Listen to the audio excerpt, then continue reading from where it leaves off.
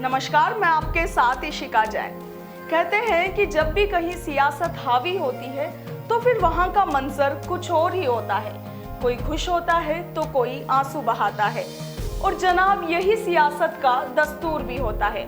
आज हर क्षेत्र में पॉलिटिक्स हावी है, फिर चाहे आप किसी भी क्षेत्र को देख लीजिए, खेल हो, बिजनेस हो, कॉलेज, स्कूल और यूनिवर्सिटी में एडमिशन लेना हो या फिर किसी भी एग्जाम में पास होना हो, साथ ही किसी बड़ी जगह की बुकिंग का काम हो या फिर किसी भी तरह के अपराध में आरोपी को बचाने की कोशिश हो, हर जगह और हर क्षेत्र में पॉलिटिक्स हावी है।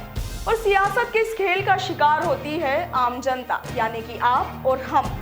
बस उसके पास कोई चारा नहीं होता। जिसके पास अप्रोच होती है उसकी बल्ले बल्ले हो जाती है और जिसका कोई नहीं होता बस उसका तो फिर ऊपर वाला ही होता है। अब ऐसा नहीं है कि इस बात से कोई वाकिफ नहीं हो, जानते सब है, जनता जनार्दन भी, अधिकारी भी, मंत्री भी और सरकार भी। सबको पता है कि बस अपने नेता को खुश करो और हो गया काम। और लगता है कि इस बात को राजस्थान के खेल मंत्री अशोक चांदना तो शायद बहुत अच्छे से जानते हैं, तभी तो उन्होंने इस बात को कबूल करने में कोई हर्ज भी नहीं किया। उन्होंने भी खुलेआम माना है कि अगर आपके पास अप्रोच है तो बस आपका काम हो गया। राजनेता अगर जानकार हो तो फिर कोई चिंता की बात ही नहीं। दरअसल खेल मंत्री चांदना ने तो सीधे तौर पर मान लिया कि खेलों के अंदर भी जनाब पॉलिटिक्स होती है, खिलाड़ी इससे परेशान न हो। लेकिन अब जब मंत्री जी के मुंह से ये बोल निकल ही पड़े तो बात को संभालने के लिए उन्हें ये भी कहना पड़ा कि ये पॉलिटिक्स आपको और मजबूत बनाएगी। खिलाड़ी जब मैदान पर हो तो मेडल के लिए खेलता है, खिलाड़ी को सफल होने के लिए जिंदगी की धूप में तपना पड़ेगा। लेकिन अब यहाँ आप गौर कीजिएगा कि मंत्री ने इस सियासत का ठीकरा नेताओं पर नहीं बल्कि अधिकारियों पर फोड़ दिया। वो कहते हैं कि अधिकारियों की लड़ाई में खिलाड़ी पॉलिटिक्स का शिकार हो रहे हैं।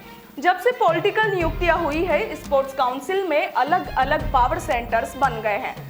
लेकिन जनाब ये खेल ही पावर का है और ये पावर अधिकारियों को नेताओं से ही तो मिलती है। इसे भी कैसे भुलाया जा सकता है। और वाकई देखा जाए तो खेल मंत्री अशोक चांदना की ये बात कहीं ना कहीं सच भी है। आज पॉलिटिक्स के इस काले खेल का खामियाजा उन लोगों को भुगतना पड़ रहा है जो अपने लक्ष्य को पाने के लिए कड़ी मेहनत करते हैं। लोग आंखों में बड़े बड़े सपने लिए, बड़े बड़े सपने संजोए अपने लक्ष्य के पास तो पहुंचते हैं, लेकिन फिर धड़ाम से नीचे गिर जाते हैं। अब चांदना तो यहाँ तक भी कहते हैं कि प्रदेश में ऐसा माहौल बन गया है कि आने वाले समय में नौकरी के लिए खिलाड़ियों को ढूंढना पड़ेगा। इंटरनेशनल, नेशनल और प्रदेश के लिए मेडल जीता कोई भी खिलाड़ी बेरोजगार नहीं होगा।